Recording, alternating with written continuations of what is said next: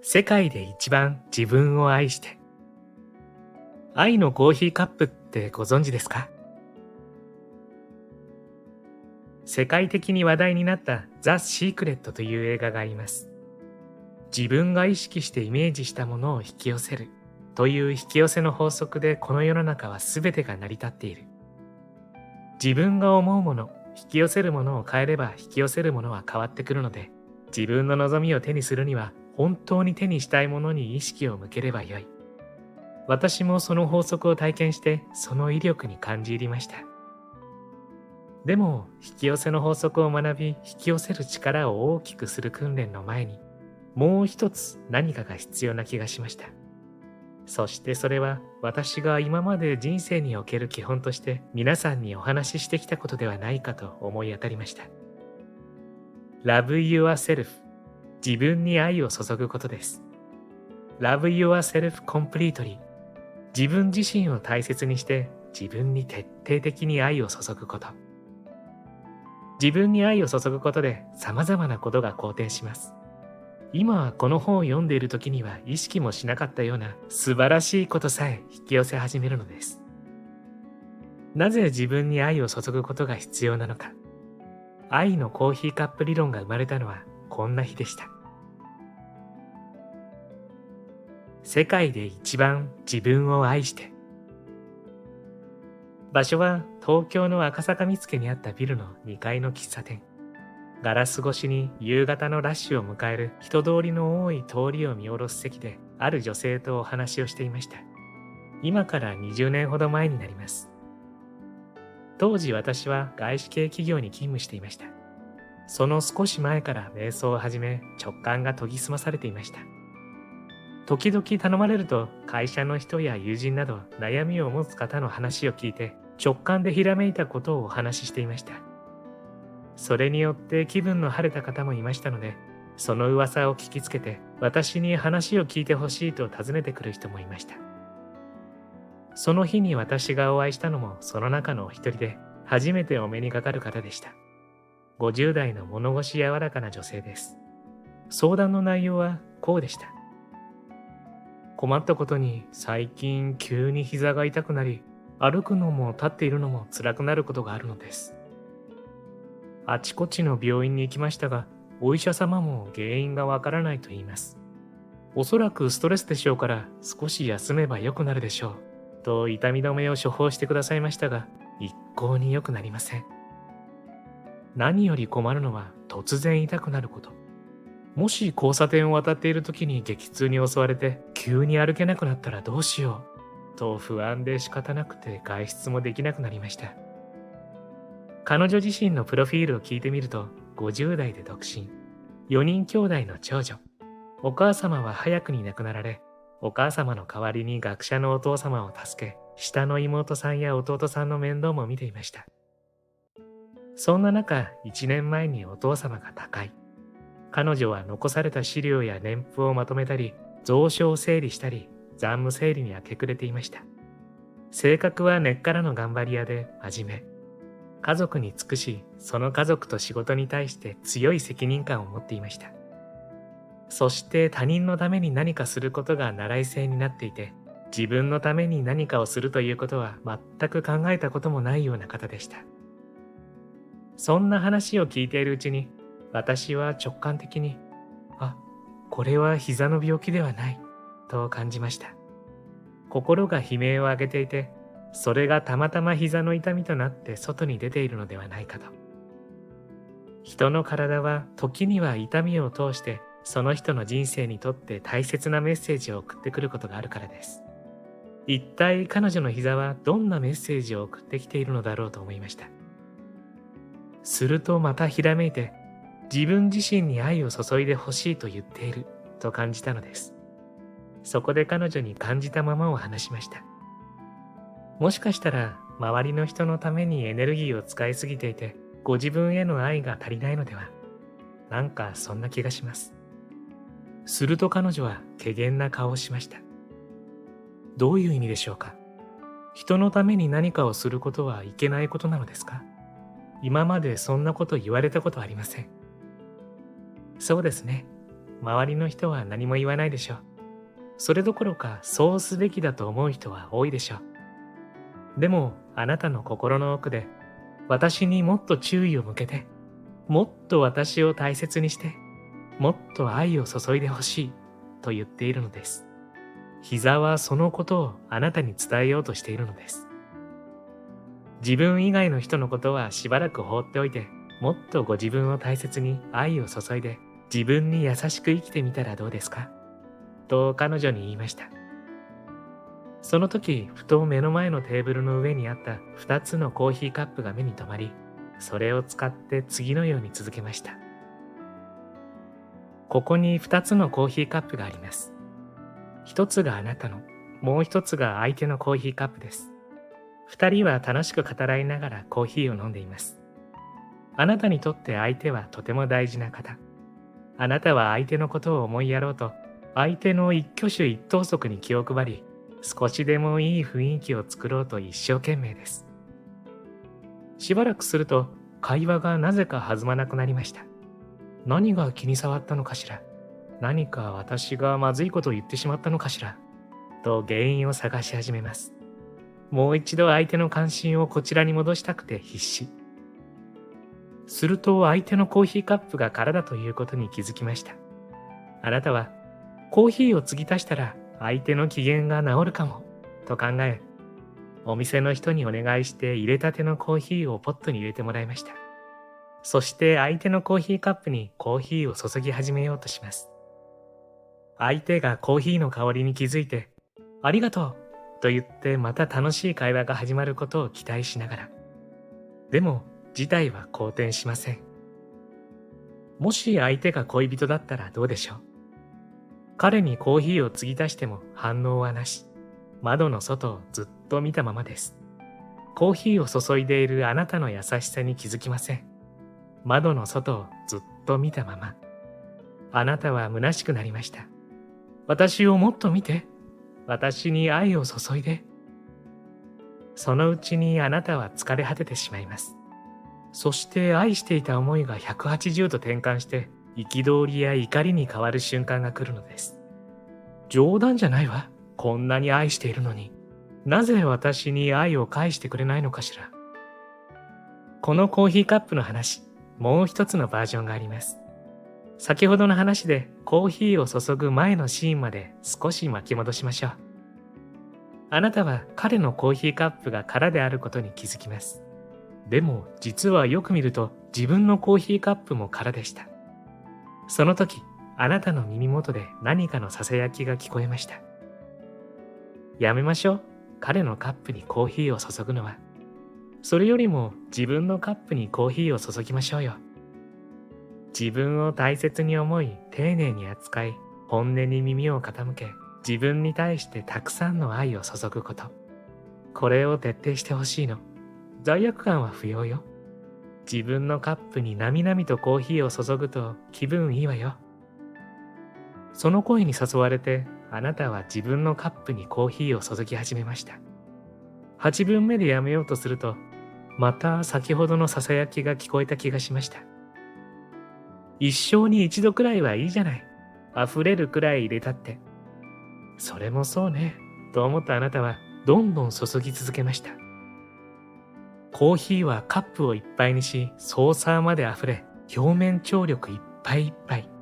もう一滴で溢れてしまう。その瞬間、ミラクルが起きました。カップがいっぱいになった途端、透き通ったパイプが伸びて彼のコーヒーカップとつながりました。そしてそのパイプで下から彼のカップをコーヒーで満たしていきました。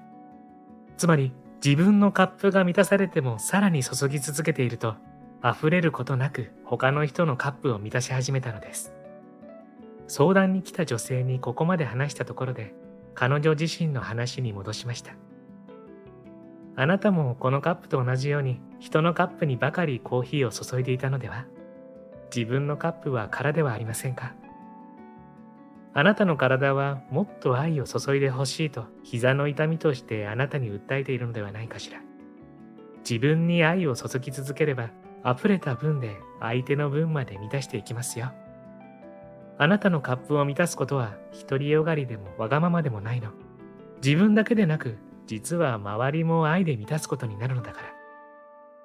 そんな話をすると、彼女は自分のカップを見つめながらため息をつきました。自分を満たすと相手も満たされる。私がこのコーヒーカップの魔法のからくりに気づいたのは20数年前。以来、自分の生き方の中心をこの自分のコーヒーカップをいっぱいにする方にシフトさせてきました。自分を満たし続けた結果として溢れた愛が他人のところに行くということに全く疑いはないのです。そして自分に愛を注ぎ続けているとパイプの数はどんどん増えていくことが分かりました。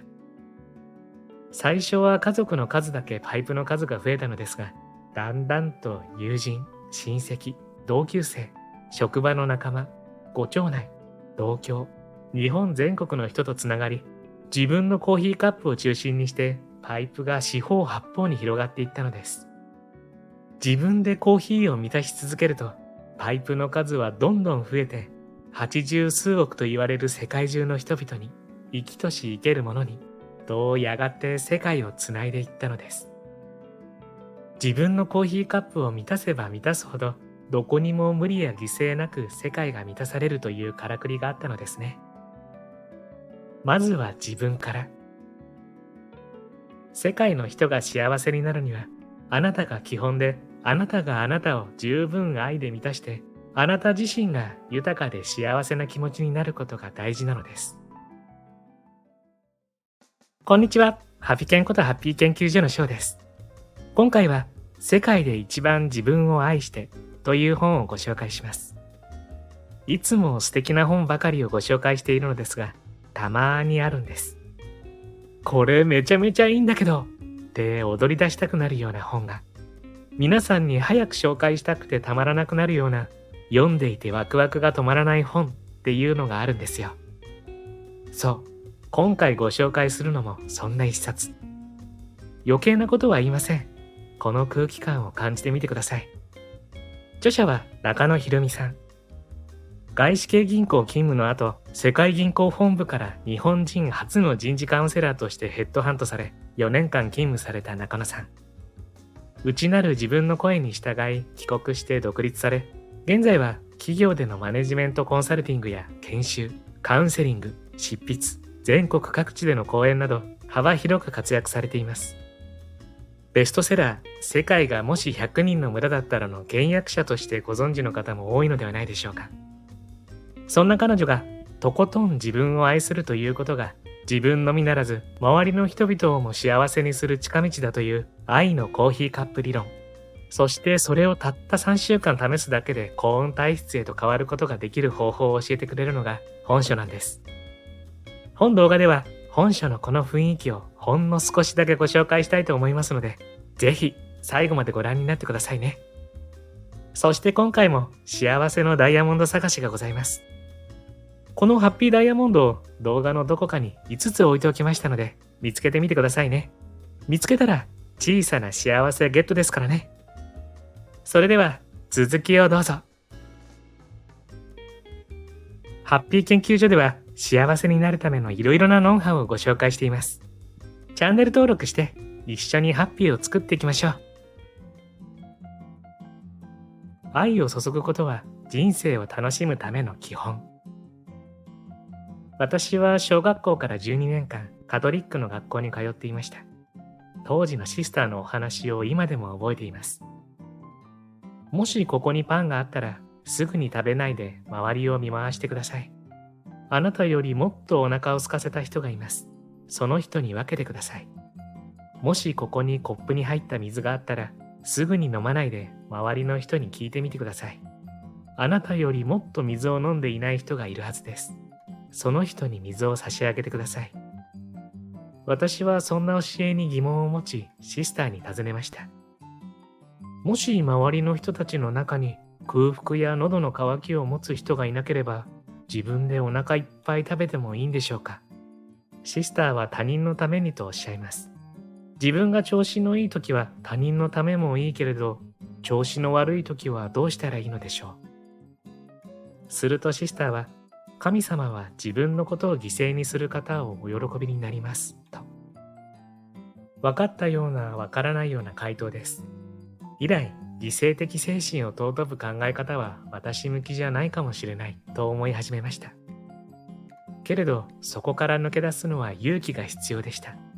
長い間、自分よりも他人のことを大切にという刷り込みが私の習い性になっていたのです。だから自分のことで何かしようとすると罪悪感がやってくる。本当に食べちゃっていいのかな？もっと飢えている人もいるかもって。でもよく考えると、皆がマザー・テレサになるのは難しいのです。セミナーでこんな質問を受けることがあります。私たちは何のために生まれてきたのですか？さあ、あなたなら何と答えますか？食べるため、働くため、人に役立つため、などいろいろな意見が出てきそうです。でも実は人類共通の生まれてきた目的が一つあります。それは、私たちは人生を味わい尽くし楽しむためにこの世に来ているということ。苦しむためでも悲しみのため途方に暮れるためでもないのです。人生を味わい尽くし楽しむための人生の基本というべきものが愛のコーヒーカップです。どれくらい自分を愛すればいいのか。自分を愛で満たすとき、どんな風に愛を注げばいいのでしょうか。それは自分の本音を大切にし、心地よいと思うことを自分にしてあげて、落ち込んだり失敗した時などは、叱咤激励ではなく、自ら優しくかばってあげることです。そして、Love yourself completely。このコンプリートリー、つまり徹底的に自分に愛を注ぐ。これが鍵です。自分を愛していると言える人は少なくないと思います。でも、徹底的に愛するとは、たとえどんな状態にあっても、無条件に自分に愛を向けること。これは案外難しいものです。例えば、誰かにひどいことを言ってしまったら、まず自分自身を良し悪しで裁きませんか？でも徹底的に愛するなら、そんなひどいことを言ってしまった自分も見捨てません。そうせざるを得なかった理由があるはず、と自分を優しく受け入れて慰めます。そして同じことを繰り返さないように導きます。今でも涙が出てしまうエピソードが一つあります。原稿の締め切りに追われストレスがたまり余裕がなくなった時、かかってきたのんきな母の電話にイライラをぶつけたことがあります。電話を切ってから、ああ、やっちゃった、と落ち込みそうになりました。その時心の中で声が聞こえました。気持ちわかる。忙しかったものね。お茶飲もう？でもあの短歌の切り方は良かったわよ。と。反省モードで自己嫌悪に陥りそうだった私をそんな風にかばってくれたのです。驚きでした。無条件に味方をしてくれるなんて。世界中の人がみんなあなたなんか存在価値がないと言っても、私はあなたをかばうという声が聞こえた気がしました。その瞬間、溢れる安堵感に包まれたのを今でもよく覚えています。自分の中に完璧な味方がいると納得した瞬間です。どんな時でも、あなたは素敵、あなたは素晴らしいと言ってくれたら本当に安心。無条件に自分を受け入れてくれる存在があったらもう100人力です。自分に徹底的に愛を注ぐとは、無条件に自分を愛すること。いつでも自分のいいところを見つけて褒めてあげることなのです。どんなにひどい時も自分を見捨てない。私がまだ自分に愛を注いでいなかった頃、会社で何か失敗をすると家に帰ってもずっと反省していました。会社で同僚や上司は、いいじゃない、解決したから大丈夫と言ってくれているのに、家へ帰ってからも自分を許せない。いつまでも至らない自分を悔やみ、一人反省会をして疲れ切ってベッドに入っていました。そんな時目をつぶると、黒い甲冑に黒いヘルメットをかぶった人が目の前に現れました。それは映画スター・ウォーズに出てくるダース・ベイダーにそっくりでした。そして彼は私を睨みつけながら言いました。なんでまたポカをやったんだ？全く不注意なんだから。お前は本当にダメだね。何度言ったらわかるんだ？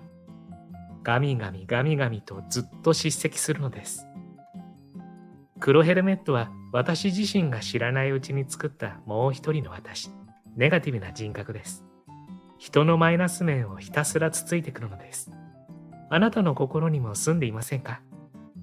そして何かあると出てきて、本当にダメなやつだ。また失敗したじゃないか。というのです。それは失敗してしまった日には必ず繰り広げられる戒めの儀式のようなものでした。疲れているのになかなか解放してくれません。私は早く嵐が通り過ぎないかと首をすくめているだけ。ある晩、私が黒ヘルメットに怒られてぐったりしている時に、またもう一人の私が現れました。というより、その存在にやっと気がついたという感じ。彼女は私の人生の応援団長で、生まれた時から私のそばにいたと言います。お呼びがかからないからのんびり出番待ちしていたとも。そして自分をひたすら責める黒ヘルメットを選ぶか、どんな時も応援する私を選ぶかはあなた次第よと微笑みました。私は迷わず応援団長を選びました。この時の応援団長の貴重なアドバイスは忘れられません。もう嫌、黒ヘルメット。あっちへ行けって追っ払いたい。と思った私に、そうではなくて感謝の気持ちよ。今までここまで来られたのは黒ヘルメットの存在のおかげだから感謝を忘れずに、ね。その日以来、黒ヘルメットは宇宙の彼方に消えていきました。応援団長はずっと私のそばにいて、私自身を大事にしてくれます。落ち込んだ時ほど味方になり、自分にコンプリートリーに愛を注ぐ手伝いをしてくれます。どんなにひどい時でも自分を見捨てない。徹底的に愛する。すると元気になります。これは誰にでも効く魔法。早速あなたも自分に愛を注ぎ始めてください。人参は先に食べる。一体どれくらい自分に愛を注ぎ、自分を満たせばいいのでしょう。答えがあるなら、毎日、それも24時間です。毎日自分を幸せにしておくことに手を抜かないと心に決めておくことが大切です。何かの病気で、あと何ヶ月の命ですと余命告知をされたら生き方が変わります。毎日することの優先順位も変わり、命ある限り自分に愛を注ぐこともできます。通常健康な人は命は限りあるものという意識はほとんどなく暮らしています。でも考えてみてください。今晩眠りについたら、明朝目が覚めるという確約は誰ももらっていません。当然のように思っている明日の目覚めはとてもありがたいことなのです。一人一人はこの地球であとどれだけ生活できるのかわからない。だからこそ楽しみを明日に伸ばさない生き方で毎日大切に生きたいと私は思っています。眠りにつくとき、ああ、今日も幸せだったと言えるためにも楽しみは後回しにしません。楽しみをお預けにしていたら、まるで目の前にぶら下がった人参を追いかけて走る馬のように、あそこまで行ったら食べられる。あそこまで行ったら食べられると言いながら一生終わってしまう。それなら走るのをやめて、今ここで目の前の人参を食べてしまってから走ってもいいではありませんか。それが愛のコーヒーカップ的考え方です。一番欲しいもので自分を満たすのが先なんです。1995年、阪神・淡路大震災の時、私はワシントン DC でその悲惨なニュースを聞きました。1年後、私は縁があってボランティアで被災地に行き、公民館を借りて人生は考え方次第というセミナーをさせていただきました。その時に交流会で皆さんとお話ししていた時のことです。こういう人生を変えてしまうような大惨事が起こると人生観が変わります。と皆さんが口々におっしゃっていたのですが、ある一人の女性が、握り寿司を食べる順番が変わりました。と言いました。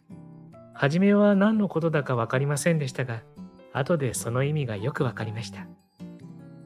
最後に美味しいものを食べようと取っておくと、急に停電で暗闇になった時にそれが食べられなくなるから、自分にとって一番美味しいものを先に食べるようになったというんです。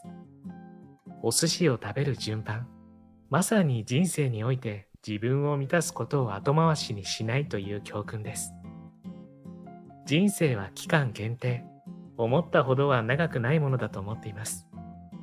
今この瞬間からあなたもまず自分が一番欲しいもの、自分が一番喜ぶことから始めてはいかがですか？自分を愛すると好転するもの。1、心の状態。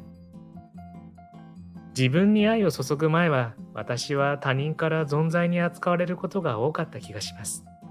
いえ、自意識過剰気味で、ちょっとしたことでも存在に扱われていたとそう感じてしまっていたのかもしれません。でも、今は周りの皆さんがいつも丁寧に接してくださるので、常に私はご機嫌モードでいられます。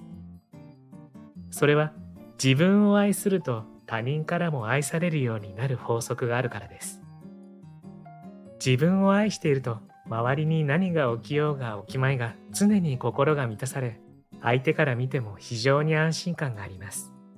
そして常に自分を愛していると、愛されることが似合う人になるので、周りの人も自然にそうしたくなるのです。旅先でちょこっと時間を見つけてショッピングに立ち寄ることがあります。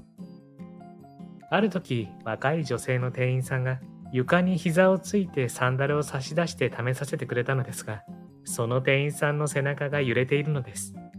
私はどうしたのか聞くと、笑いを押し殺しながら、すみません。お客さんの対応が可愛くって笑っちゃいました。と言います。今でもどこが彼女の言う可愛いなのかよくわかりませんが、初めてなのにまるで友達のような親近感。こういうことはよくあります。初めて行ったレストランでも、これどうぞ、とドリンクがサービスされて友達が驚いていました。店員さんはあっという間に旧知の友達のようになっていました。これらの例が愛され体質というならば、ポイントは他人によく思われたいから自分を愛するのではなく、ただただ自分が楽しいから自分に愛を注ぐこと。すると愛が似合うオーラが自然と出て、誰からも親切にされ愛されるようになります。自分を愛すると好転するもの。2、運。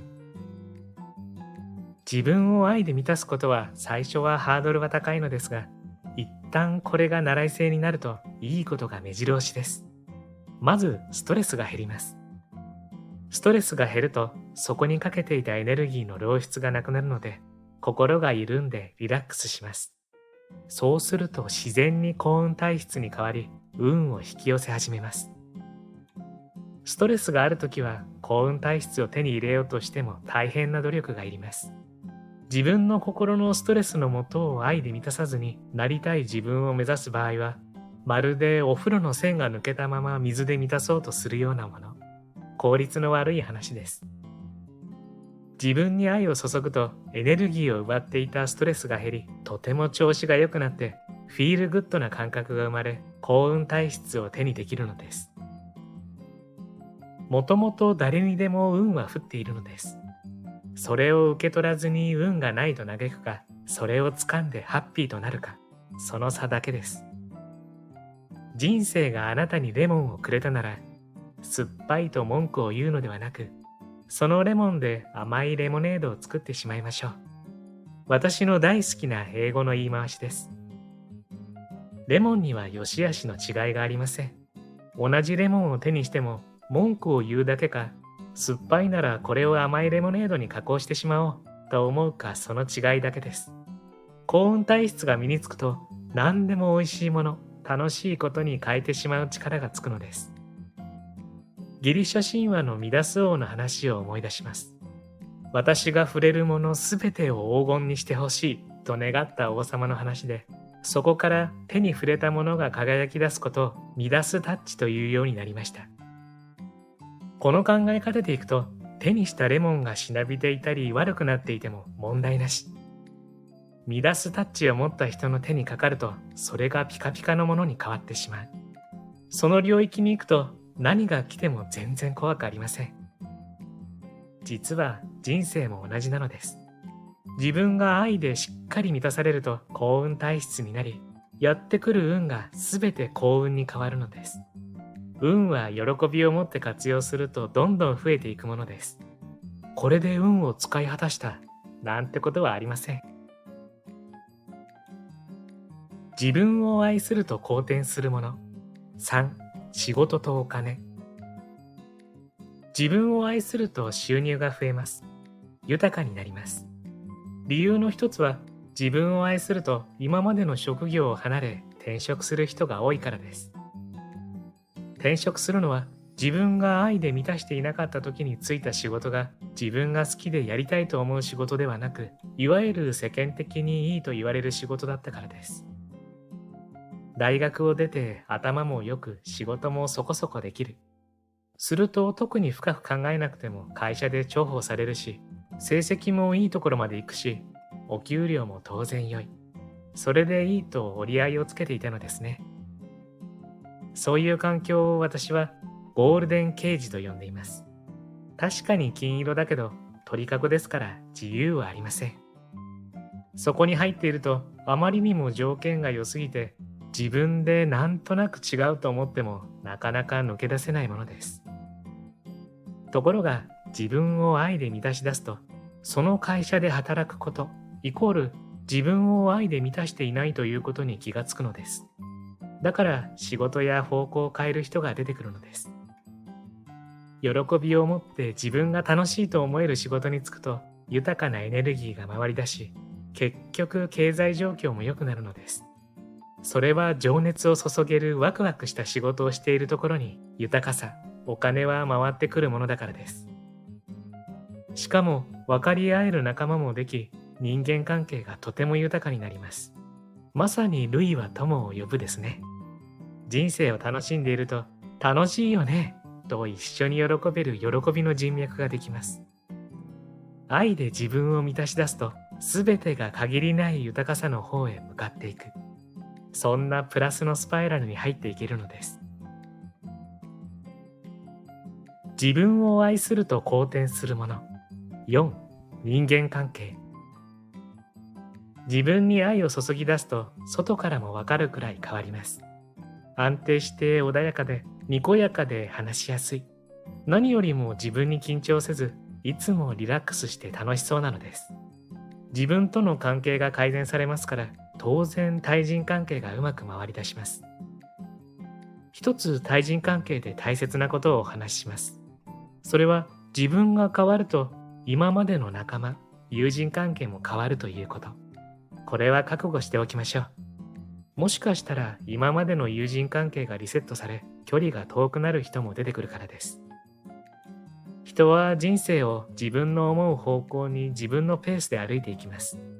方向性、歩みの速度が変わったからといって仲間まで巻き込むことはできません。相手を無理やり引っ張ることはできないのです。以前、いかに自分が恵まれていないかの自己憐憫の同好会をやっていた人や、見栄の張り合い同好会の一員だったとしたら、自分が変わるとその雰囲気に合わなくなって仲間に入りにくくなります。相手からもだんだん距離を置かれて自然に離れていくでしょう。でもわざわざ避ける必要もない。穏やかに距離は開いていくのです。もしかしたら一時的に友達が減ります。でも心配はいりません。新たな自分の人生観に共鳴した友達がすぐにたくさん引き寄せられてきますから。さあ、今すぐ自分にコーヒーを注ぎましょう。この本で紹介する愛のコーヒーカップ理論は、他人よりもまず自分に徹底的に愛を注ぐ。それによっておのずと人生が好転するという経験を通して体得した私流の哲学です。そして自分が満たされると、注いだ愛は自分のカップから溢れ出し、周囲の人をも幸せで満たし始めます。さらに注いでいると、やがて世界中に幸せが広がっていく。そんな魔法の理論です。この本をきっかけに自分を変えるのに必要なのは3週間です。3週間、愛のコーヒーカップ理論を実験してみて、それで人生が好転すればラッキーではありませんか。実際、この実験で多くの人が幸せをつかんでいます。時間のない人は本書に出ている実践や習慣の中から1つか2つをやってみるだけでも OK。まずは一歩を踏み出すのです。さあ、心の準備はできましたか？では早速実験に取り掛かりましょう。今回もプロローグ程度のご紹介でしたが、本書の雰囲気伝わりましたでしょうか？まず自分をたっぷり愛することが自分も周りも幸せにすることにつながる。こんな愛のコーヒーカップ理論がめちゃめちゃ素敵な空気感で語られていくんですよね。なぜ自分を愛することが大切なのか、自分を愛するとどんなことが起こっていくのかをリアルに感じられるのはもちろん、本書が素晴らしいのはそこから先。3週間で人生が変わる実践メニューがとっても充実してていいんです。自分の心を愛で満たす10のメニュー、自分の気持ちを立て直すパワフルメニュー20 Reason、理想のパートナーを見つける30のリスト、幸せがやってくる7つの習慣術など、3週間で自分を変える具体的なワークが充実していて、読んでワクワクを感じるだけでなく、そのワクワクを自分の生活に落とし込んでいけるようになっているんです。冒頭でも言いましたが、これめちゃめちゃいいんだけどって踊り出したくなるような本です。興味のある方はぜひ読んでみてはいかがでしょうか。そうそう、皆さん、冒頭にお伝えしたハッピーダイヤモンド見つかりました？ダイヤモンドの数は全部で5つでしたよ。どうです？見つかりましたか？見つけた時の小さな喜びも立派な幸せ。見つけたあなたは幸せを一つ積み重ねてハッピー度が上がってますからね。最後までご視聴ありがとうございました。これからも皆様の幸せ作りに役立つ情報をまとめていきたいと思いますので、チャンネル登録や高評価をしていただけるととっても嬉しいです。また次回の動画でお会いしましょう。皆様に幸せが届きますように。